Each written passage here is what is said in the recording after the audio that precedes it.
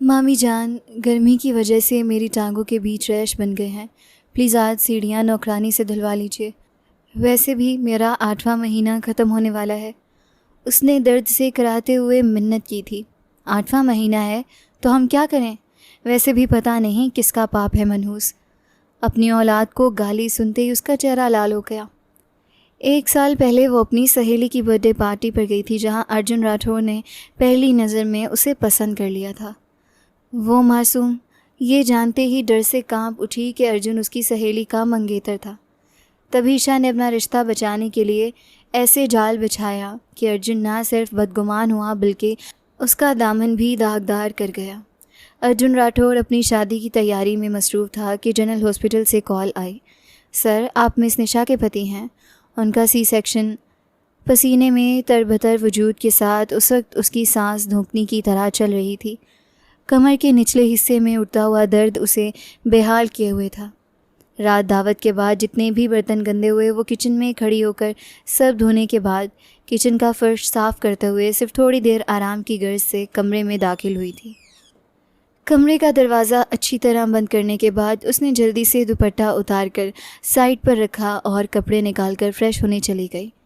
घबराहट उसे अंदर ही अंदर खाए जा रही थी।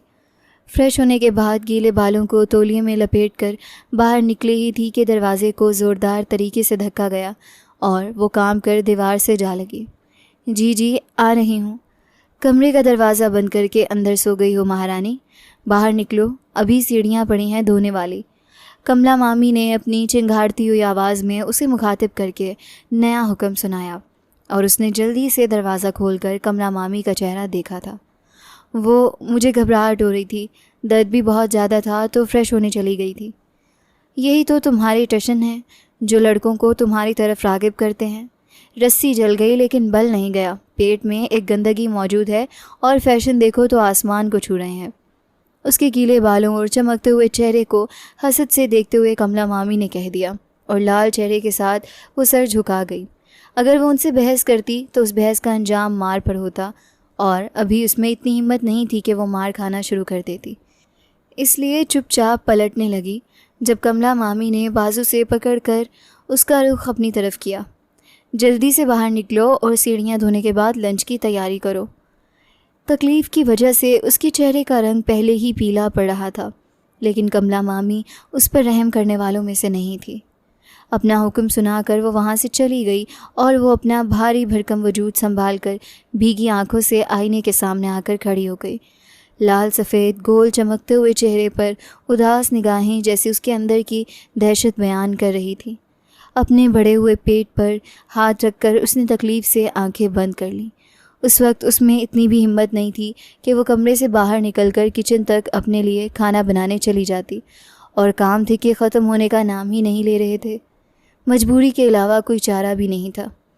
बालों में कंघी करने के बाद उसने उन्हें क्लचर में कैद किया और सर पर दुपट्टा लेके बाहर निकल आई। काफ़ी देर बाल्टियाँ भर भर के वो सीढ़ियों के नीचे वाले जीने धोती रही, लेकिन कमर का दर्द था कि बढ़ता ही जा रहा था। उसे ऐसा लगा जैसे वो अभी गिरकर मर जाएगी। दिल बेताब होकर धड़क रहा था। उसकी मामी की बेटियां सोना और सुनीता दोनों कमरे में अपने अपने मोबाइल देख रही थीं। आहिस्ता आहिस्ता अपना काम करते हुए वो पलटी, लेकिन अभी तक ऊपर वाले कुछ जीने बाकी थे। ज़ाहिर है यहाँ कोई ख़ास गंदगी नहीं थी, बस एक मसरूफ़ियत जो कमला मामी उसके ज़िम्मे लगाना चाहती थी ताकि वो किसी भी सूरत आराम ना कर सके। बड़ी हिम्मत जुटाकर पानी की बाल्टी रखते हुए वो कमरे में चली आई। कमला देवी मज़े से टीवी पर चलते हुए सीरियल को देख रही थी। उसने दस्तक देकर अंदर झांका। मामा घर पर नहीं थे और अगर होते भी तो उसे कोई ख़ास उम्मीद नहीं थी कि वो उसका साथ देंगे। कमला देवी ने उसकी काली पड़ती हुई रंगत को देखा और फिर मुंह का जाविया बिगाड़ लिया। हो गया है काम जो मेरे कमरे में दंदनाती चली आई हो। उसने नाम में सर हिला दिया। उसकी आंखों से आंसू टूट कर बह रहे थे। वो मामी जान, मेरी तबीयत ठीक नहीं है। मेरी टांगों में बुरी तरह रैश हो गया है और जिस्म के निचले हिस्से की तकलीफ़ बढ़ती जा रही है। बाकी काम कल कर दूंगी। सुनीता से कहिए वो खाना बना दे। उसने कहा तो ज़रूर था, लेकिन चाहने के बावजूद आवाज़ इतनी ही निकली कि बमुश्किल कमला देवी को समझ आई होगी। तुम्हारी इतनी हिम्मत, मेरी बच्चियों के आराम पर नज़र रखे हुए हो। वो तुम्हारी तरह नहीं है। अगर ज़्यादा तकलीफ़ हो रही है तो ये तकलीफ़ उस वक्त कहाँ थी जब मज़े से किसी के बाजुओं की जीनत बनी हुई थी। तुम और तुम्हारी माँ भी इस मज़े में शामिल थी। उसकी मरहुमा माँ का भी जिक्र हमेशा दरमियान में आ जाता। तकलीफ़ को लबों में दबाकर बर्दाश्त करते हुए वो पलटने लगी कि कमला देवी ने सख्ती से उसका बाजू पकड़कर उसके चेहरे को पकड़ लिया। अभी मेरी बात ख़त्म नहीं हुई और तुम जा रही हो। इतने तेवर आ गए हैं तुम्हारे अंदर।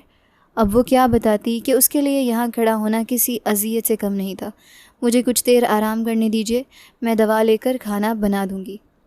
अटकती हुई सांसों से लड़खड़ाते हुए लहजे में उसने कह दिया और कमला देवी तंजिया मुस्कुराई। ये काम तो तुम्हें पूरा करके ही कमरे में जाना पड़ेगा। काम चोरी की आदत हो गई है ना तुम्हें, वो मैं ख़त्म नहीं करूँगी वरना सर चढ़ जाएगी। जाओ। वो वहाँ से चली तो गई थी, लेकिन कमला देवी की बड़बड़ाहट इतनी बुलंद थी कि वो अपने किरदार के बारे में मशहूर किस्से बार बार उनकी ज़बान से सुनती जा रही थी। एक अजनबी का जिक्र, वो अजनबी जो उसके पेट में अपनी निशानी छोड़कर उसकी ज़िंदगी को इतना कठिन बना गया कि आज उसके लिए सिवाय दुखों के और कुछ भी नहीं था। एक तो वो खुद थी जो अज़ियतें बर्दाश्त कर रही थी, और एक ये दुनिया में आने वाली जान जिसे ना किए गुनाहों की सज़ा भुगतनी थी। सज़ा भी इतनी भयानक कि भगवान की पनाह। अपने कांपते हुए वजूद को संभाल कर वो किचन में चली आई। माथे पर पसीने के कतरे बार बार नुमायाँ हो रहे थे। सबसे पहले उसने अपने लिए थोड़ा सा कहवा बनाया था कि तकलीफ़ की शिद्दत कम हो, लेकिन कमर का दर्द आराम नहीं आने दे रहा था। अभी उसकी डिलीवरी के दिन दूर थे। अभी तक तो उसे डॉक्टर की तरफ से कोई डेट ही नहीं मिली थी, लेकिन ये तकलीफ़ जानलेवा थी। चाची के हुक्म के मुताबिक करेले की सब्ज़ी बनानी थी, जो उसने सब्ज़ी निकाल कर काटनी शुरू कर दी थी। बस उसके हाथ कांपते रहे, गले में अटकी हुई सांसें तेज़ से तेज़ होती गईं। उसका सर बुरी तरह चकरा रहा था। उसने अपने दिल में धड़कते हुए दुख को अपने कानों में गूंजता हुआ पाया और झुककर बहती आंखों से अपने पेट पर हाथ रखा। वो नहीं जानती थी क्या हुआ, बस ज़ोरदार तरीके से उसका सर मेज़ के कोने से टकराया और आंखें बंद करती वो वहीं गिरती चली गई। एक कहानी का अंत हुआ या आगाज़, कोई नहीं जानता था, लेकिन इस बार कहानी में दो जानें मुलव्वस थी। एक वो नन्ही सी जान जिसे दुनिया में आना था, वो अर्जुन राठौड़ का जुनून, और एक वो खुद जिसने उस वक्त तक सिवाय खदशों, वसवसों और अज़ियतों के कुछ नहीं देखा था। अम्मी प्लीज़ जाने दीजिए, ईशा ने मुझे इतनी मोहब्बत से बुलाया है और वो मेरी सबसे बेहतरीन दोस्त है, आप जानती हैं ना। अपने लबों को बाहर निकाल कर वो राधा देवी को कायल करने की कोशिश कर रही थी, और राधा देवी ने झटके से अपना हाथ छुड़ा लिया। तुम तो पागल हो चुकी हो निशा, ये कोई बात है करने वाली मेरी जान। उनके चेहरे पर शफ़क़त के साथ साथ मोहब्बत भी थी, और निशा अपने फूले हुए चेहरे के साथ उठकर कमरे में चली गई। सुबह से ही वो अपनी माँ को कायल करने की कोशिश कर रही थी कि उसे ईशा की बर्थडे पार्टी में जाने दिया जाए, लेकिन राधा देवी जो शुरू से ही डरपोक थी, वो भला कैसे उसे इतने बड़े घर के लोगों में अकेले भेज सकती थी, जबकि ना ही उसकी कोई जान पहचान थी और ना ही कोई ऐसा जो उसकी ज़िम्मेदारी कबूल करके उसे ले जाता और ले आता। लेकिन उसने एक ही ज़िद पकड़ ली थी। आम तौर पर वो ऐसी हरकतें कम ही किया करती थी, लेकिन ईशा और उसके दरमियान कॉलेज से ही गहरी दोस्ती हुई थी और तब से दोनों ने एक दूसरे का साथ नहीं छोड़ा था। अब जबकि अपनी बर्थडे पार्टी में ईशा ने उसे इतनी मोहब्बत से इनवाइट किया था और साथ में ये सहूलत भी दी थी कि ड्राइवर उसे ले भी आएगा और वक्त पर घर भी पहुंचा देगा, तो उसका दिल भी मचल उठा। वैसे भी उसे शुरू से ही बड़े घर और बड़ी हवेलियां देखने का इतना शौक़ था, और ईशा का लाइफस्टाइल कैसा था वो उसे भी करीब से देखना चाहती थी। उसने रात का खाना भी नहीं खाया। उनके घर में खाना जल्दी बन जाता, लेकिन राधा देवी खाना लेकर उसके कमरे में आई तो उसने इनकार कर दिया। रो रो कर उसने अपनी आंखों को सुर्ख कर लिया था। वो 22 साल की लड़की अपनी बेबस माँ की मजबूरी को नहीं समझ रही थी, और राधा देवी ने उसकी तरफ देखते हुए उसे अपने साथ लगा लिया। क्यों हर बार ज़िद करती हो, मुश्किल में डालना चाहती हो। उसके फूले फूले सुर्खों सफ़ेद रुखसारों पर बोसा देकर उनकी उंगलियां उसके बालों में चल रही थीं, और उनकी शफ़क़त पर वो सिमट कर उनकी आगोश में लेट गई। अम्मी, हम कब तक डरते रहेंगे? क्या हमें जीने का कोई हक़ नहीं है? क्या लोग सिर्फ हमारी ताक लगाए बैठे होते हैं? पहले मुझे पापा कहीं नहीं जाने देते थे, अब आप नहीं जाने देती। इस घर में कैद होकर रह गई हूँ मैं। अगर आज के दिन उसे मालूम होता कि अपनी माँ से ज़िद लगा कर जाना उसे कितना महंगा पड़ेगा, तो वो कभी भी यहाँ से जाने का तसव्वुर ना करती। लेकिन कुछ हादसात ऐसे होते हैं जो हमारी ज़िंदगी में लिखे होते हैं। ठीक है, कॉल करो अपनी दोस्त को, वो तुम्हें लेने के लिए आए, लेकिन सिर्फ 1.5 घंटे के लिए। उसके बाद तो मुझे घर पर चाहिए। अपनी बड़ी बड़ी सुरमई आंखों को और बड़ा करते हुए राधा देवी को देखकर उसने उछलकर उन्हें गले से लगा लिया और फिर झटपट उनके दोनों रुखसारों को चूमकर उनसे अलग हुई और राधा देवी के लबों पर एक शफीक सी मुस्कुराहट बिखर गई। अपनी लाडली को मुस्कुराता हुआ देखकर जैसे उनमें जान भर जाती। उसने फ़ौरन ईशा को कॉल की और ईशा ने कहा कि अगले 15 मिनट के अंदर अंदर ड्राइवर उनके दरवाजे पर होगा। तैयार होते हुए भी वो ना जाने कितने ख्वाब अपनी आंखों में बुन रही थी। उस रोज़ उसने लेमन कलर का कामदार ड्रेस का इंतखाब किया जो पापा ने ही उसे दिलवाया था। आज से तकरीबन 8 माह पहले उसने अपने बाप को खो दिया था। वो एक शदीद कार एक्सीडेंट था जिसने उसके बाप की ज़िंदगी को निगल लिया और उसके बाद जैसे वो अंधेरों से वाबस्ता हो गई। 2 महीने तो उसे मालूम ही नहीं था कि दुनिया किस सिमत चल रही है। बड़ी मुश्किल से अपनी माँ के लिए उसने खुद को संभाला, लेकिन पूरे घर का गोया शराजा ही बिखर गया था। पापा की यादें, उनकी मोहब्बत, उनका सहारा, सब कुछ उसके जहन पर नक्श था। वो अपने बाप का ख्वाब पूरा करना चाहती थी। एक महंगे कॉलेज में आला तालीम हासिल करके अपना नाम बनाना चाहती थी। अपनी माँ का सहारा बनना चाहती थी। उस खूबसूरत कामदार ड्रेस में बालों का हल्का फुल्का स्टाइल बनाकर लाइट सा मेकअप किए उसने दुपट्टा सलीके से अपने सर पर लिया और शॉल को कंधों पर रख लिया। बाहर दरवाजे पर हॉर्न हुआ। बड़ी गाड़ी उसे लेने के लिए आई थी और ये चीज़ भी इज़्ज़तदार माँ को परेशान कर रही थी कि मोहल्ले वाले क्या सोचेंगे इस बारे में। और उसने झुककर उनके हाथों को बारी बारी चूम डाला। आप फिक्र ना करें, लोग तो घर बैठे शरीफों के बारे में ये सोचते हैं, हालांकि उन्हें मालूम नहीं होता कि उनके अपने घर में क्या कुछ हो रहा है। एक निखरी हुई शाम का असर था जिसने उसे बेतहाशा खूबसूरत बना दिया था। वो जानती थी ईशा उसे देखकर कितनी खुश होगी और वो खुद भी बेइंतहा खुश थी। बड़ी सी गाड़ी में बैठकर उसने मसरूर होते हुए गाड़ी की पीठ से टेक लगा ली। आंखें बंद करते हुए वो खुद को हवाओं में उड़ता हुआ महसूस कर रही थी। एक जानदार मुस्कुराहट उसके लबों का अहाता किए हुए थी और जिस वक्त वो ईशा के घर में दाखिल हुई, पहली बार उस घर की चकाचौंध ने उसकी आंखों को फैलने पर मजबूर कर दिया। दोनों मखमली लबों को दांतों में दबाकर उसने मुस्कुराते हुए उस बड़े से शानदार घर को देखा। उसकी आंखों में कोई लालच नहीं था, बस एक चमक थी, एक मुस्कुराहट। ना ही कभी उसके दिल में ये ख्वाहिश उभरी कि काश ये घर उसके पापा का होता। पापा का घर जितना भी छोटा था लेकिन उसके लिए स्वर्ग था। बड़ी नज़ाकत से चलते हुए वो नौकरानी के साथ सीधा ईशा के कमरे में आई और ईशा बिल्कुल किसी बर्थडे गर्ल की तरह तैयार थी। ईशा उम्र में उससे 1-1.5 साल बड़ी थी, लेकिन दोनों के दरमियान बॉन्डिंग इतनी अच्छी थी कि ईशा ने कभी भी एहसास नहीं होने दिया कि वो एक छोटे घर से बिलोंग करती है। वाह, क्या लग रही हो तुम मेरी जान। ईशा ने आगे बढ़कर उसे अपने साथ लगा लिया और उसे तंग करने के लिए उसके फूले हुए रुखसारों को छूकर वो सिमट कर दूर हो गई। मैंने तुम्हारे लिए ड्रेस लेकर रखी है, तुम वो पहनो और तैयार हो जाओ, प्लीज़ मेरे लिए। वो ईशा की आंखों में देखते हुए सर झुका गई। ये बात उसकी इज़्ज़त नफ्स के लिए अच्छी नहीं थी, लेकिन वो जानती थी कि शायद ईशा के बड़े बड़े मेहमानों के सामने वो थोड़ी कमतर साबित होगी। लेकिन उसके चेहरे की बुझी हुई रंगत को देखकर ईशा ने उसके चेहरे को थोड़ी सी थाम कर अपने करीब कर लिया। आज तुम्हें किसी से मिलवाना है और मैं नहीं चाहती कि उस शानदार से बंदे के दिल में मेरी बेस्टी को लेकर कोई भी बात जाए। प्लीज़ मेरी खातिर, मेरी खुशी के लिए। वो बहुत उम्मीद से उसे देख रही थी और ना चाहते हुए भी उसे मुस्कुराकर हाँ में सर हिलाना पड़ा और एक बार फिर मुस्कुराते हुए उसे साथ लगाकर ईशा कमरे से बाहर चली गई। थोड़ी देर के बाद नौकरानी ने ड्रेस लाकर उसके सामने रख दी।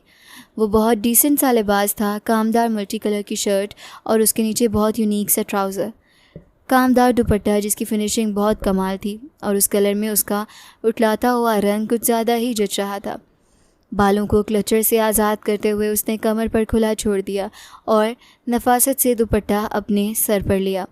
वो दिलकश लग रही थी, बल्कि इतनी दिलनशीन कि खुद को काफ़ी देर आईने में देखती रही। कभी कभी हमारी कुदरती चमक दमक को गरीबी भी थोड़ा सा मांद कर देती है। जैसे ही हम निखरते हैं तो हम और ज़्यादा खूबसूरत हो जाते हैं। रात के साए गहरे होते जा रहे थे और उसे घर वापस भी जाना था। काफ़ी देर वो ईशा का इंतज़ार करती रही, लेकिन ईशा दोबारा कमरे में नहीं आई तो उसने कमरे से निकलकर बाहर जाना पड़ा। उस वक्त सीढ़ियाँ उतरकर वो नीचे की तरफ जा ही रही थी कि जब अचानक किसी ने पीछे से आकर उसके मुंह पर हाथ रखा और उसे खींचकर पलक झपकते ही अपनी बाहों में भर लिया। जब उसने आंख खोली, वो एक तारीक से कोने में खड़ी थी, दीवार के साथ लगी, और उस पर झुका हुआ शख्स उसके चेहरे को देखने की कोशिश कर रहा था। अपने चेहरे से हाथ हटाकर उसने उस शख्स को देखा जिसने इतनी शिद्दत से उसे जकड़ लिया था, और कितनी देर वो दोनों बोल नहीं पाए। उसके लंबे बाल लहराते हुए उसके कंधे पर पड़े थे, बड़ी बड़ी सुरमई आंखें जिनमें खौफ पहरे जमाए हुए था, और कांपते हुए लब, सफ़ेद रंगत लम्हे भर में सुर्ख हुई। और उसके सामने खड़ा हुआ अर्जुन राठौर उस रोज़ यकीन करने में कामयाब हो गया कि दिल का उछल कर हलक में आना क्या होता है। वो बड़ी नफासत से उस सजे हुए चेहरे को देख रहा था। उसे अंदाज़ा नहीं था कि ईशा के कपड़ों में कोई और लड़की उस वक्त उसके कमरे से निकलेगी। उसने बस ये ड्रेस देखी थी। ये ड्रेस उसने पिछले साल ईशा को गिफ्ट की थी, जो शायद उस वक्त उसने अपनी सहेली को पहनने के लिए दी, और इसी भोलपन में उसे बर्थडे का सरप्राइज़ देकर डराने के लिए ही वो उसे खींच कर ले आया था। लेकिन सामने खड़ी लड़की ने गोया उसकी सांसों को अटकने पर मजबूर कर दिया। दो दिल धड़क रहे थे एक ही ताल पर। वो दोनों न जाने कितने लम्हे एक दूसरे को देखते रह गए, और फिर बिना कुछ कहे वो उसका हाथ हटाकर वहाँ से भाग निकली। अर्जुन ने पलटकर उसकी पुश्त को देखा। कुछ था जो उसके दिल में छुप गया, कुछ बहुत अजीब, और न जाने कितनी देर वहीं खड़ा रहा। और फिर जब पलटकर सीढ़ियों की तरफ आया तो उसने आखिरी जीने पर उस लड़की को घबराए हुए अंदाज में देखा था। वो ईशा को कुछ बता रही थी। साकित खड़ा उसके चेहरे के तासुरात को घूरता रहा। जब ईशा उसकी तरफ मतवज्जो हुई और एक लम्हे में ही उसकी आंखें चमक उठी। हे कज़न, प्लीज़ नीचे आ जाओ। ईशा उसे अपनी तरफ मुखातिब कर रही थी, और वो मजबूत कदम उठाता हुआ नीचे उतरता चला गया। राठौर ग्रुप ऑफ इंडस्ट्रीज़ का अकेला चमकता हुआ सितारा अर्जुन राठौर, जिसके इर्द गिर्द मंडलाने वाली लड़कियों की कमी नहीं थी, और ऐसे ही एक मंडलाती हुई लड़की ईशा हसन भी थी, जो उसकी मोहब्बत के गुन गाते हुए न जाने कितने अरसे से अपना दिल उसे मंजूर कर चुकी थी। लेकिन आज तक वो उसे हमेशा अपनी बेहतरीन दोस्त और चचाज़ादी समझता चला आया, इससे बढ़कर कुछ नहीं। हालांकि विजय राठौर ने एक अरसा पहले अपने भाई के साथ मामला तय करते हुए घर में ये ऐलान कर दिया था कि ईशा उनकी होने वाली बहू है। अभी कोई ख़ास रस्म तो नहीं हुई थी, लेकिन फिर भी ईशा उसके नाम से मंसूब थी, और उस वक्त तक दोनों को ही कोई ख़ास एतराज़ नहीं था। ईशा के लिए इससे बड़ी खुशकिस्मती क्या हो सकती थी कि उसे इतना शानदार शख्स मुयस्सर था। अपनी मुस्कुराती हुई आंखों के साथ वो उस माजबीन लड़की की पुश्त पर जाकर खड़ा हुआ। जब घबराई हुई आंखों से उसने पलटकर एक बार फिर अर्जुन को देखा। दोनों की नज़रें लम्हे भर के लिए एक दूसरे में टकराई, और कपकपाते लबों के साथ वो बेइख्तियार 2 कदम दूर हुई। अर्जुन, ये मेरी बेस्ट फ्रेंड है, निशा शर्मा, और निशा, ये है अर्जुन राठौर, मेरे फियांसे। उसने आगे बढ़ते हुए उसके सीने पर हाथ रखने की कोशिश की, और वो तो किसी और ही तलस्म में कैद हो चुका था। वो तो जितनी फुर्सत से उस लड़की को देख रहा था, सामने खड़ी निशा की सांसें अटकती जा रही थी। उसे लगा जैसे आज अर्जुन राठौर उसे आंखों से ही निगल जाएगा। ईशा के मुस्कुराते हुए चेहरे पर एक नज़र डालकर वो पलट कर वहाँ से चली गई। उसकी गहरी निगाहों के सामने और टिकना उसके बस में नहीं था। जबकि ईशा अर्जुन की तरफ पलटी और उसके चेहरे को अपनी तरफ मोड़कर उसकी आंखों में देखते हुए आंख दबाकर पूछा, कौन सा गिफ्ट लेकर आए हो मेरे लिए? और वो जैसे किसी गहरी सोच से बाहर निकला, बहुत अच्छा गिफ्ट है, तुम्हें पसंद आएगा, माँ ने ख़रीद कर दिया है। और ईशा मुँह बसूर कर रह गई। वो कैसे भूल सकती थी कि उस मसरूफ़ और मगरूर शख्स के पास इतना टाइम कहाँ से होगा कि वो खुद ईशा के लिए जाकर गिफ्ट ले आए। कम से कम ये काम अब खुद कर सकते थे। अपने सीने पर बाजू लपेट दी और नाराज़गी से मुंह मोड़ गई। लेकिन उस वक्त अर्जुन राठौर किसी और ही दुनिया का बासी लग रहा था। कम से कम वो यहाँ उसे मनाने और मिन्नत समाजत करने के लिए नहीं आया था। सो कंधे उचकाते हुए वहाँ से निकल गया। वो शाम बड़ी हंगामा खेज शाम थी। वो कुछ देर तक उनके घर में रही, लेकिन मुकम्मल तौर पर अर्जुन राठौर की नज़रों के हिसार में। उस रात एक तब्दीली जो अर्जुन राठौर के दिल में जगह बना गई, वो ये थी, जो दिल ईशा हसन के लिए नहीं धड़का, वो दिल निशा शर्मा के लिए धड़क उठा, इतनी शिद्दत के साथ कि उस लड़की को फरामोश करना उसके बस में नहीं था, हरगिज़ नहीं। तकरीबन 2 घंटों के बाद अब वो अपने घर वापस आ गई। उसकी माँ दवा लेकर सो चुकी थी। अपने कमरे में आते ही उसने लिबास तब्दील करके बिस्तर पर लेट गई। उसने आंखें बंद करने की कोशिश की। 2 गहरी निगाहों ने उसे झुक कर देखा और उसने फ़ौरन सर झटकते हुए करवट बदल ली। वो इतनी नाइंसाफ़ नहीं थी कि किसी के हक़ पर डाका डालती।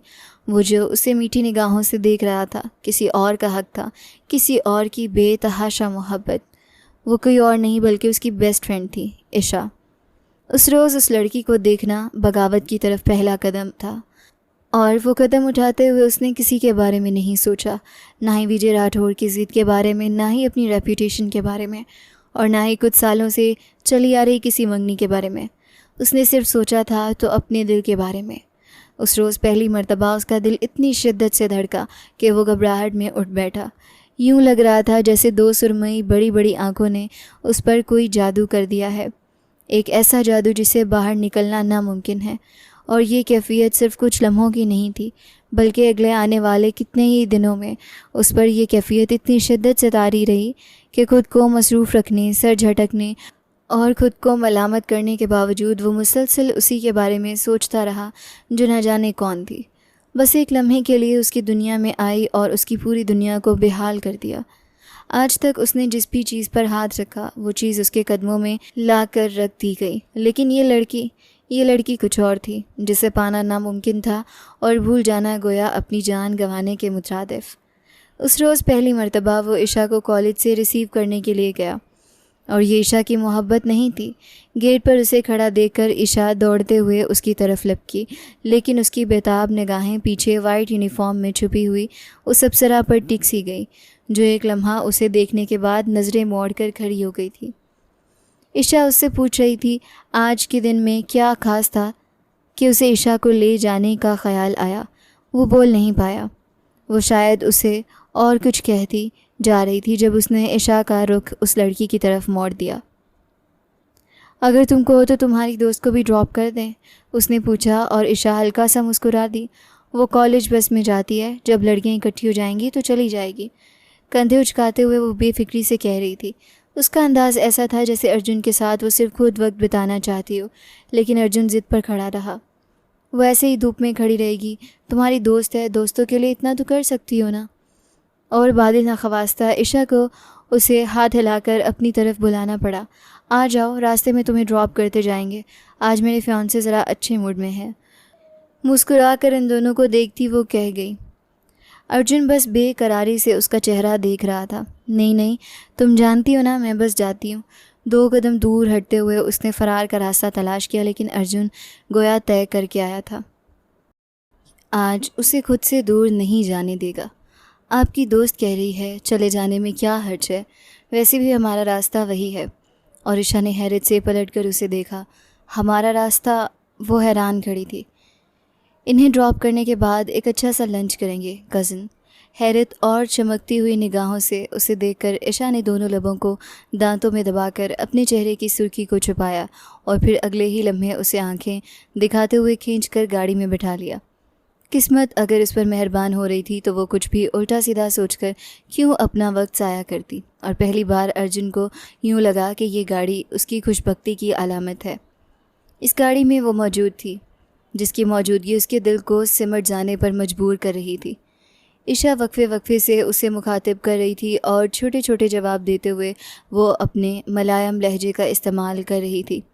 उसकी आवाज़ ऐसी थी जैसे कोयल कानों में गुनगुना रही हो।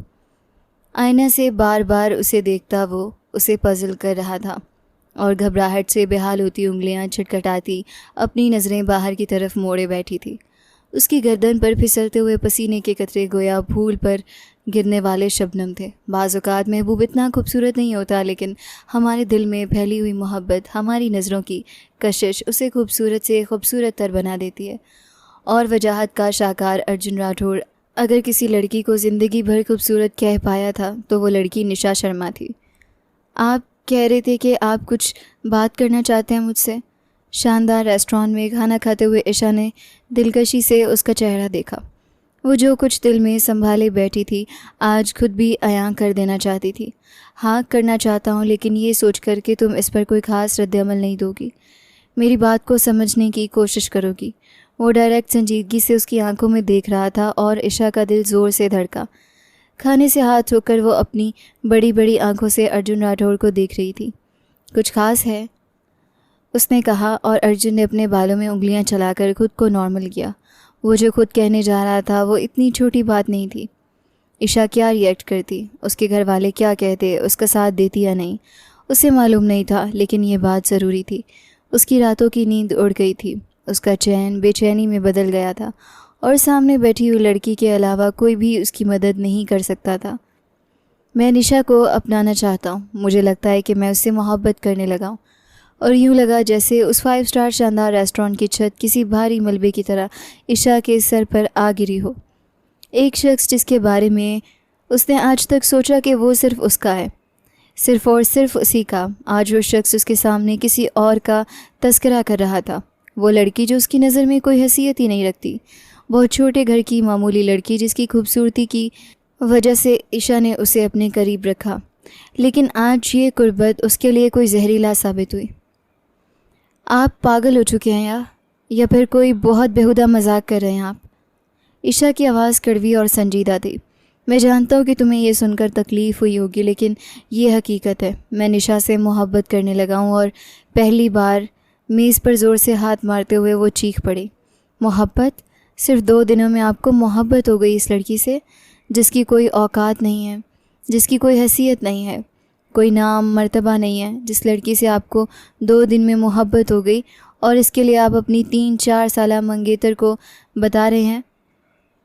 ज़िंदगी में पहली बार वो उस 28 साला भरपूर मर्द पर धाड़ी और सुर्ख आंखों से ईशा को देखता वो सर झुका गया। बैठकर बात करते हैं, मेरी बात को समझने की कोशिश करो।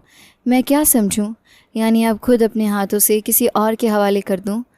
यही समझाना चाहते हैं आप मुझे? अपने सुनहरे बालों को चोटी में कैद किए वो धाड़ रही थी और वो चुपचाप इत्मीनान से उसका चेहरा देखता रह गया। इर्द गिर्द लोग उनकी तरफ मतवज्जो थे, लेकिन उसे कोई परवाह नहीं थी। जो हकीकत थी वो ईशा को बता चुका था। अपना बैग उठाकर और तेज़ी से बाहर निकलने लगी जब वो उसके पीछे ही लपका और दरवाजे में जाकर उसके बाजू को पकड़कर उसे अपनी तरफ खींचा। ईशा की आंखें पानी से भरी हुई थीं। ये मोहब्बत सिर्फ 4 दिनों की मोहब्बत नहीं है। मैं उसे बहुत पसंद करता हूँ, शायद पहली नज़र की मोहब्बत। और यूँ बात कर रहा था जैसे उसके आसपास कोई चारा ना हो। बेचारगी, मिन्नत, समाजत, लेकिन उस लड़की को यूँ लग रहा था जैसे वो जलती हुई आग पर तेल फेंक रहा है। उसके सीने पर हाथ रखकर उसे खुद से दूर धकेलते हुए, निशा। ईशा वहाँ से दौड़ती चली गई और वो बेबसी से उसकी पुश्त को देखता रहा। वो जानता था कि यह बात ज़्यादा दिन छुपी नहीं रहेगी। ईशा का रद्द-ए-अमल ही सबको बता देगा और वैसे भी वो जिस कदर मुंहफट लड़की है वो उसकी बात का हरगिज़ भरम नहीं रखेगी। उस रात वो देर तक बालकनी में खड़ा रहा। अगर ईशा ने निशा से कुछ कह दिया तो एक ही सवाल जो बार बार उसके जहन की स्क्रीन पर उभर कर मध्यम हो जाता। अगर उसने इनकार कर दिया तो, और फिर एक घुटन सी उसके अंदर भरने लगती। सिगरेट के टुकड़े को हवा में उछालकर उसने लबों में दबाए हुए धुएं को फ़िज़ा में तहलील कर दिया। अगर उसने फ़ैसला कर लिया था कि उसे अपनी ज़िंदगी में निशा शर्मा को शामिल करना था तो करना था, चाहे फिर कोई उसे किसी बड़े से बड़े शख्स से टक्कर लेनी पड़ती। उसने सोच लिया था और जो कुछ वो सोचता वो कर गुज़रता। अपनी बेतहाशा सुर्ख आंखों को बंद करते हुए वो बालों में उंगलियां चलाता रहा। पहली बार उसकी पलकों के किनारे भीगे थे। पहली बार, और वो भी किसी लड़की के लिए, जो लड़की दूसरों की नज़र में बहुत आम थी। आने वाला एक हफ़्ता जैसे पर लगा कर उड़ गया। दोबारा ईशा ने किसी से रब्ता नहीं किया और हैरत की बात यह थी कि ईशा ने दोबारा इस बात का जिक्र भी किसी के सामने नहीं किया। जबकि दूसरी तरफ निशा को बुरी तरह खुद से दूर करते हुए ईशा ने उसे उसकी औकात में रहने के लिए कहा था और वो बेबस मासूम सी लड़की सिर्फ रोते हुए उसे देखती रह गई। मैंने कोई गलती की है? अपने मुलायम से लबों को उसने पोंछ लिया और ईशा का बस से नहीं चला कि वो उसे खूबसूरत चेहरे को आग लगा दे। बस गलती उसकी थी, उसे निशा शर्मा को कभी अर्जुन राठौड़ से मिलवाना ही नहीं था।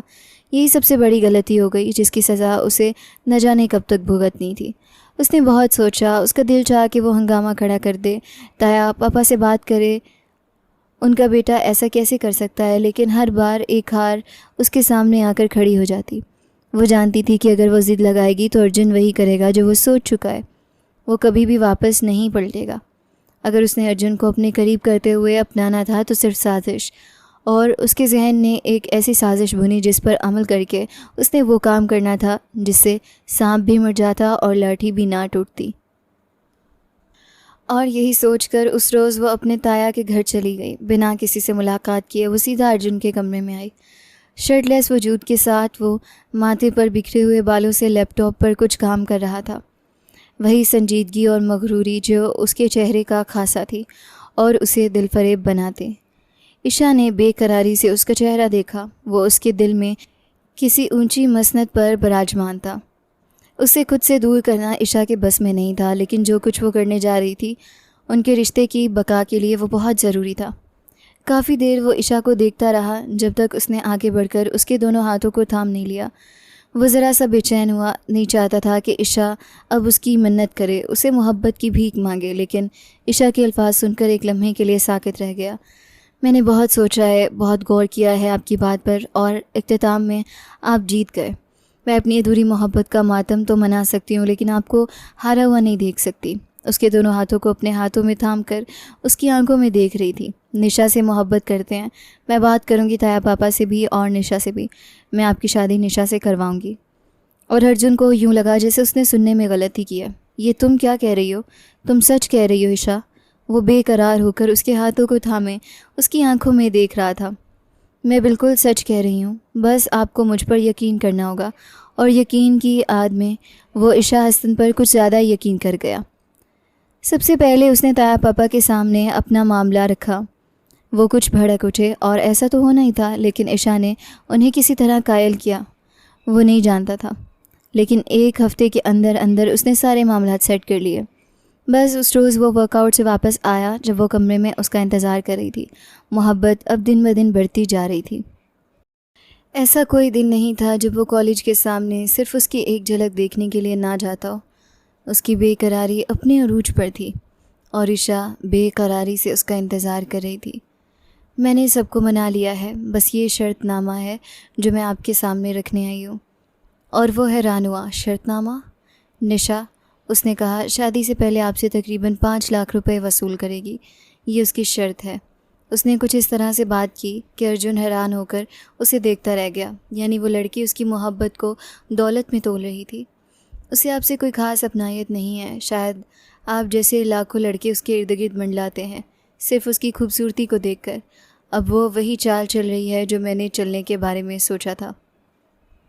इसीलिए मेरी मिन्नतों के बाद वो आपसे शादी के लिए राज़ी हुई, लेकिन 5 लाख रुपए उसकी शर्त है। आपके साथ रिश्ता किस तरह रहेगा, क्या मामलात होंगे, वो उसका ज़ाती मामला है, लेकिन जिस रोज़ वो आपकी ज़िंदगी से निकल जाएगी उस रोज़ आप उसे ढूंढने उसके पीछे नहीं आएंगे। और वो हैरान हो परेशान उसका चेहरा देखता 2 कदम दूर हुआ। पागल हो गई है तुम भी? इस बार उसकी आवाज़ थोड़ी सख्त हुई और ईशा ने अपने हलक को तर किया। वो यही समझती है कि वो कभी आपसे मोहब्बत नहीं कर पाएगी, लेकिन मैंने उसे यकीन दिलाया कि आप काबिल मोहब्बत हैं। उसने ईशा के चेहरे को मुरझाए हुए रंगों को देखा। वो निशा से मोहब्बत करता था इश्क की हद तक, और वो उसके बारे में ऐसे ख्यालात रखती थी। उसे अच्छा खासा बदगुमान करने के बाद वो कमरे से निकल गई। अब दूसरी बारी निशा शर्मा की थी। निशा से उसने जिस तरह बात की उसे यूँ समझाया गया जैसे ये रिश्ता उसे हर सूरत कायम करना है। वो शादी से इनकार नहीं कर सकती, वरना अर्जुन उसकी और उसकी माँ की जान ले लेगा, क्योंकि वो ज़िद पर अटक गया है। और साथ ही साथ उसने निशा के दिल में ये बात भी डाल दी कि अर्जुन सिर्फ लड़कियों का दिल दादा है। आखिर में वो ईशा से ही शादी करेगा। जिस रोज़ उसे अपने बिस्तर पर ले आएगा उससे अगले दिन ही तलाक उसके मुंह पर दे मारेगा। और निशा सुन बैठी रही। अगर तुम अर्जुन से शादी कर लोगी तो वो तुम्हारी अम्मी के बाईपास की रकम में भी तुम्हारा साथ देगा। शादी से पहले 5 लाख रुपए तुम्हें दिए जाएंगे। और निशा यकीन नहीं कर सकती थी कि उसकी ज़िंदगी एकदम ही कितनी बड़ी क़यामत से आशना हुई थी। वो ईशा का फियांसे था, वही लड़का जो उसे मतवातिर देखता रहता, जिसे उसने अपने कॉलेज के इर्द गिर्द आते जाते हुए भी देखा, और अब वो शख्स उससे शादी करना चाहता था। कितनी अजीब बात थी। इन तमाम शर्तों के साथ उसकी माँ उसे कभी भी इजाज़त नहीं दे सकती थी कि वो ये शादी करे, लेकिन सिर्फ अपनी माँ की सेहत के लिए और अपनी माँ की ज़िंदगी बचाने के लिए उसने शादी के लिए हामी भर ली। लेकिन दिल वसवसों से भरा हुआ था। वो दोनों अपने अपने हिस्से की रुकावटों को दिल में सजाए एक दूसरे की ज़िंदगी में कदम रख रहे थे। ये जाने बिना कि लोगों ने उन दोनों के दरमियान इतना जहर भर दिया था कि वो उनकी पूरी ज़िंदगी को निगल सकता है बैठे बिठाए। शादी बहुत सादगी से हुई। दुल्हन के लिबास में वो उसके बिस्तर पर बैठी हुई थी। इतनी शानदार हवेली में इतने शानदार से कमरे के उस जहाज़ी साइज़ बेड पर बैठना किसी ख्वाब के मुतरादिफ था। उसका दिल मुसलसल धड़क रहा था जब अर्जुन राठौर कमरे में दाखिल हुआ। ईशा ने इस शादी में शिरकत नहीं की। वो जो साजिश उसने बुनी थी, उस साजिश के तहत सिर्फ चंद दिन ही उसे अर्जुन की ज़िंदगी में टिकने दे सकती थी, और उसके बाद रास्ता साफ़। अगर वो सारी ज़िंदगी के लिए अर्जुन को उसका दीवाना बना देती तो वो कभी भी उसका ना होता। सो अपने ताया पापा के साथ मिलकर उसने ऐसी चालबाजी की। एक भी कमज़ोर लम्हा ऐसा नहीं था जहाँ से वो मात खा जाती। जीत सिर्फ़ और सिर्फ उनके नाम थी। जिस वक्त वो कमरे में दाखिल हुआ, न चाहते हुए भी एक दिल आवेज़ सी मुस्कुराहट उसके लबों पर बिखर गई।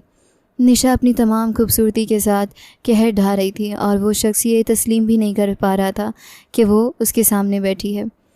उसकी मोहब्बत का चाहे सौदा करने के बाद भी, लेकिन उसकी बाहों में इतनी जल्दी ये सब कुछ ईशा की वजह से था। उसका एहसान वो सारी ज़िंदगी नहीं चुका सकता था। निशा के सामने टिकते हुए उसने दिल फरेबी से उसका चेहरा देखा और उस लरसती हुई पलकों की मालिक लड़की ने भी अपनी पलकें उठाकर अपने सामने बैठे हुए शख्स को देखा। सुरमई आंखें शहद रंग आंखों से टकराई। बस जज्बात का ठाठे मारता हुआ समंदर था। तुम जानती हो कि मैं तुमसे बेतहाशा मोहब्बत करता हूँ। उसके मखमली हाथ को थामने वो इकरार कर रहा था। अगर तुम मेरी ज़िंदगी में आकर मुझसे तलब करती तो सब कुछ तुम्हारा था, लेकिन क्या ये हैरत की बात नहीं कि तुमने मेरी मोहब्बत की कीमत लगाई। अपने दिलकश लहजे में सरगोशी करते हुए वो निशा का दिल धड़का गया। आज पहली बार वो उसे इतनी फुर्सत से देख रही थी। इतना शानदार शख्स उसके हिस्से में आया, वो बेयकीन बैठी रह गई।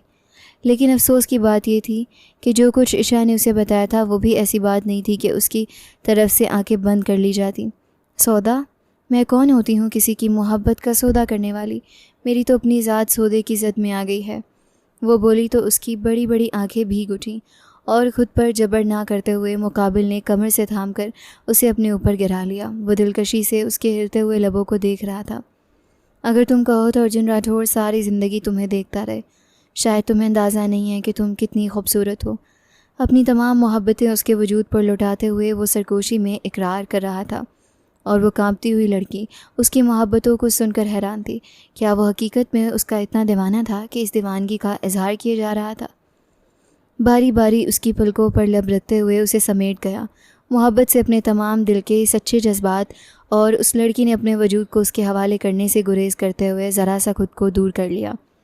ईशा के अल्फाज उसके जहन की स्क्रीन पर गूंज रहे थे। जिस रोज़ वो तुम्हें अपने बिस्तर पर मात देगा, उसके अगले ही दिन तलाक तुम्हारे मुंह पर मारेगा। सो उसके किसी कमज़ोर लम्हे में ना आ जाना। खेलने वाले अच्छा खेल गए। उसने खुद को दूर किया तो अर्जुन ने बेकरारी से उसकी तरफ देखा। मेरी तबीयत ठीक नहीं है, मुझे डर लग रहा है, अटकते हुए लहजे में उसने कह दिया, और अर्जुन ने उसे छोड़ दिया। तुम्हें इजाज़त है कि तुम मेरे सीने पर सर रख कर बैठो ताकि मैं सारी रात तुम्हारा चेहरा देखता रहूं, तुम्हें सराहता रहूं और ये यकीन कर लूं कि तुम मेरे पास हो। और उसके सीने पर सर रखते हुए वो पहली बार हज़ारों खदशों के बावजूद सुकून से सो गई। इतना सुकून था उसकी नर्म आगोश में कि उसकी आंखें बंद होती चली गईं। वो दोनों एक दूसरे के साथ एक खूबसूरत शुरुआत कर चुके थे, ये जाने बिना कि दूर कहीं दूर एक कमरे के अंदर हर चीज़ को मैनेज करते हुए एक लड़की ने क़यामत खड़ी कर दी थी, और वो क़यामत उन्हें अपनी लपेट में लेने वाली थी। सब कुछ आसानी से हो गया, बस एक खामोशी थी, और वो ये नहीं जानती थी कि ये तूफ़ान से पहले की खामोशी है। उस रोज़ के बाद ईशा ने उससे मुलाकात नहीं की। उसकी माँ का ऑपरेशन हो गया। उसे एक हफ़्ते में उसने अर्जुन राठौर की बेतहाशा मोहब्बतों को देखा। इतनी शदीद मोहब्बत कि उस रात वो उसकी बेबाक मोहब्बत के सामने घुटने टेक गई। उसकी दीवानगी में डूबी हुई वो लड़की भूल गई कि जिस रोज़ उसे अर्जुन राठौर मैसर हो जाएगा, उसके अगले दिन उसकी ज़िंदगी का आखिरी दिन होगा। वो बेकरारी में डूबती चली गई, और बेकरारी इतनी ज़्यादा थी कि उन दोनों ने एक दूसरे को पाकर गोया मोहब्बत को अमर कर दिया। वो मोहब्बत जो उनके दिल में एक ठाठे मारता हुआ समंदर थी, और जिस वक्त वो उस पर अपनी तमाम मोहब्बत लुटाने के बाद उसके पहलू में आकर लेटा, उसी वक्त वो खुद मोहब्बत में डूबी हुई आंखों से उस शख्स को देखती रह गई जो बेतहाशा खूबसूरत था। उसके माथे पर बिखरे हुए बालों को संवार कर वो उसके सोए हुए रूप को देखती रही। और उस रोज़ उसे इकरार करना पड़ा, अर्जुन राठौड़ अकेला शख्स नहीं था जो उसकी मोहब्बतों से वाकिफ़ था। वो ख़ुद भी उसकी बेतहाशा मोहब्बतों में डूबी हुई थी। उसे भी इश्क था उस शख्स से जो चाहे जाने के काबिल था, लेकिन अब उसे यकीन था अगली सुबह वो अपने नाम से अपना नाम आज़ाद करते हुए उसे अपनी ज़िंदगी से निकाल बाहर करेगा। और जिस वक्त वो बेदार हुई उस वक्त अर्जुन कमरे में नहीं था। एक धड़का उसके दिल को अपनी मुट्ठी में मसल कर झंझोड़ गया, यानी इशा की बात सच थी। उस रोज़ वसवसे उसे सताते रहे और उसी रोज़ अपनी शॉल उठाकर वो बिना अर्जुन को बताए अपनी माँ के घर चली गई। उसे लगा था कि उस शाम उसे लेने आएगा, लेकिन अर्जुन को घर आने पर एक नया जाल बांध दिया गया। विजय राठौड़ ने उसे बताया कि उसकी बीवी इस घर से चली गई है। उसे भी मालूम हो चुका था उसके अंदर उभरती हुई जंग के बारे में। उसने इशा को दोस्त समझकर हल्का सा शेयर किया और बाकी बात खुद उनकी समझ में आ गई। और इशा ने यही कहा था कि अब वो खुद अर्जुन के सामने ना जाए, वरना वह उससे ताल्लुक़ ख़त्म कर लेगा, क्योंकि अर्जुन की मोहब्बत यहीं तक थी।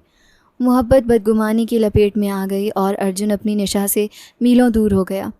उसे उसकी शराफत याद दिलाते हुए बताया गया कि जिस रोज़ निशा उसकी ज़िंदगी से खुद दूर जाएगी उस रोज़ वो निशा के पीछे जाने का हक़ नहीं रखता। उसे यकीन था कि वो लौट आएगी, उसके बिना रहने का तसव्वुर भी नहीं कर सकती। वो रात शदीद बेकरारी में गुजरी, जबकि दूसरी तरफ निशा ने वो रात रोते हुए गुजार दी। अर्जुन का नंबर उसने कितनी बार मिलाया, लेकिन अर्जुन के मोबाइल से उसका नंबर ही ब्लॉक कर दिया गया था। ये साजिश कोई छोटी साजिश नहीं थी, इसमें न जाने कितने लोग मुलव्वस थे और बिलाखिर उन दोनों की मोहब्बत हार गई। अर्जुन को तकरीबन 1 हफ़्ते के लिए बैरून मुल्क भेज दिया गया।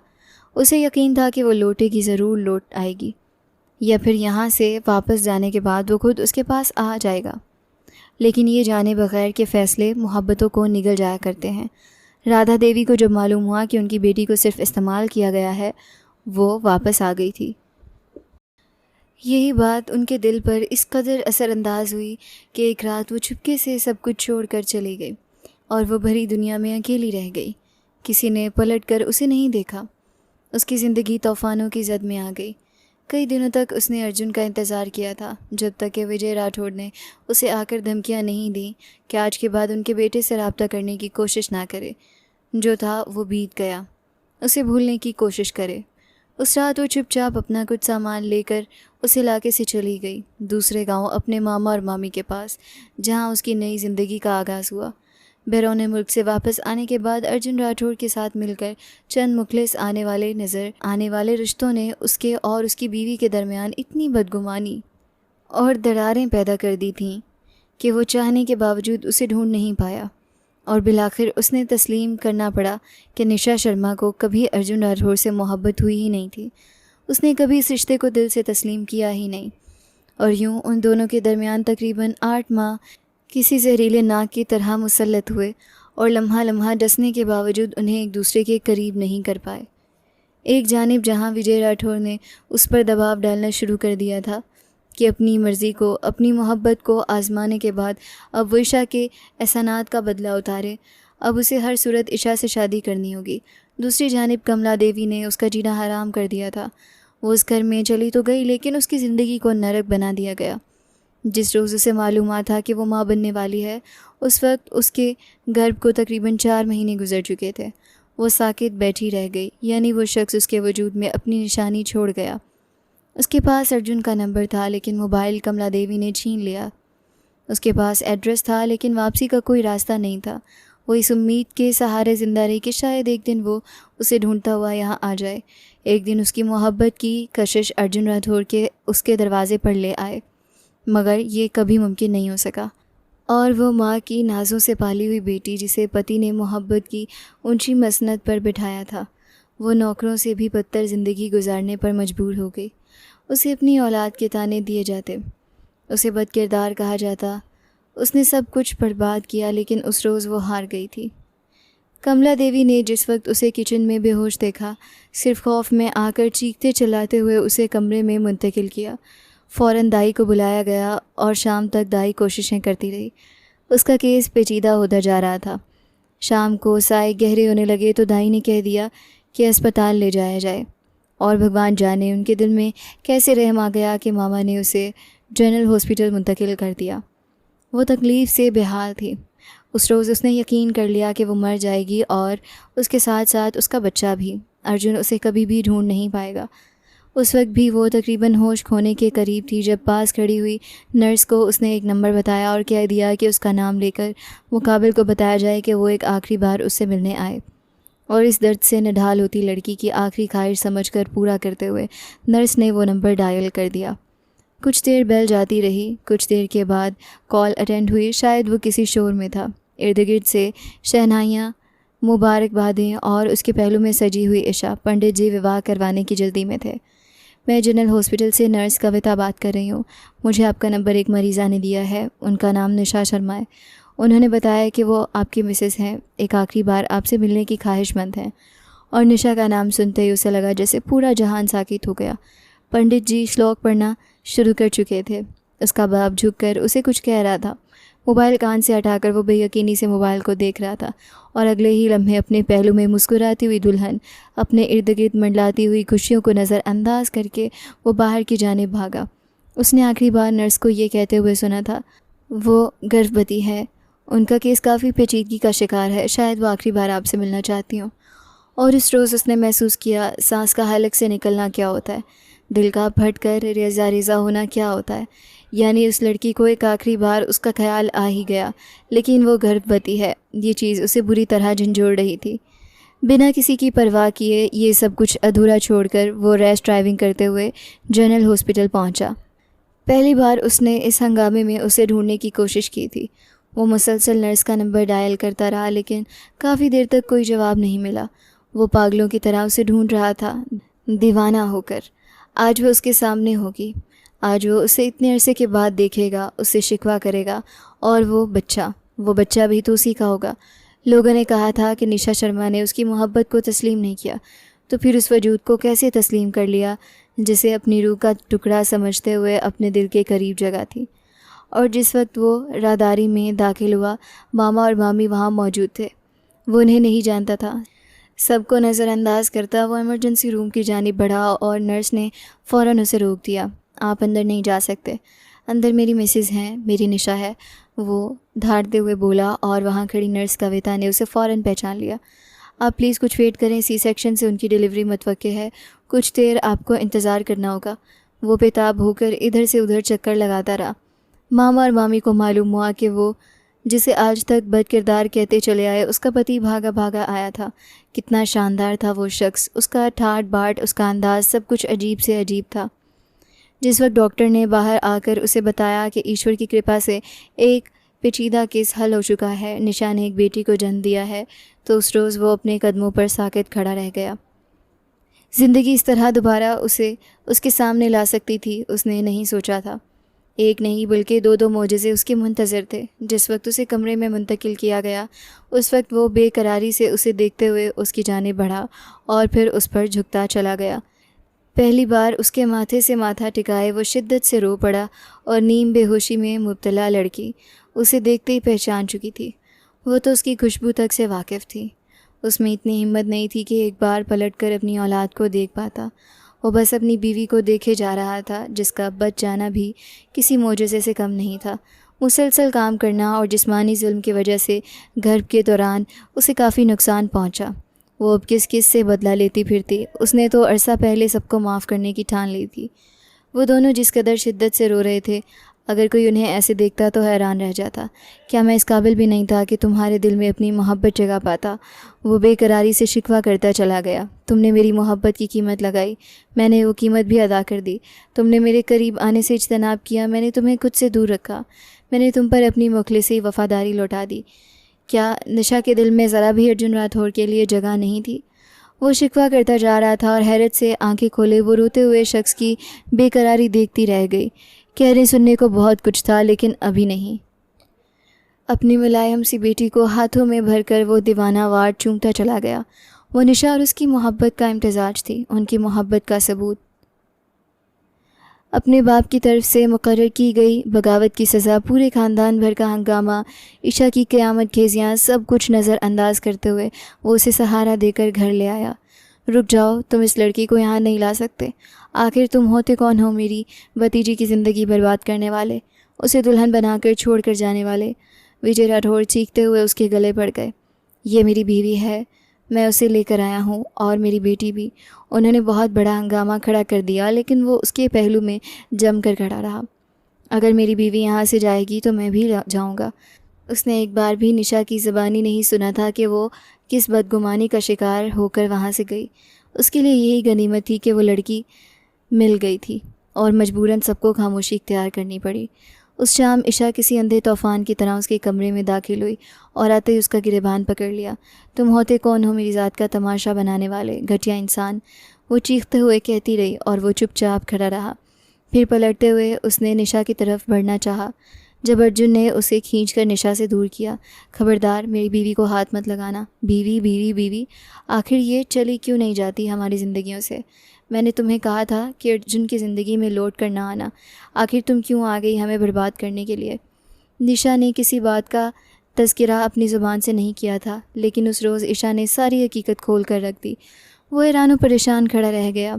जिसे वो अपना मौसिन समझता था, वो उसकी ज़िंदगी को बर्बाद करने वाली थी, उसकी बीवी को बदगुमान करके उस घर से निकालने वाली, उन दोनों की मोहब्बत का सौदा करने वाली। और पहली बार उसे घसीट कर ईशा को अपने घर से बाहर निकाल दिया।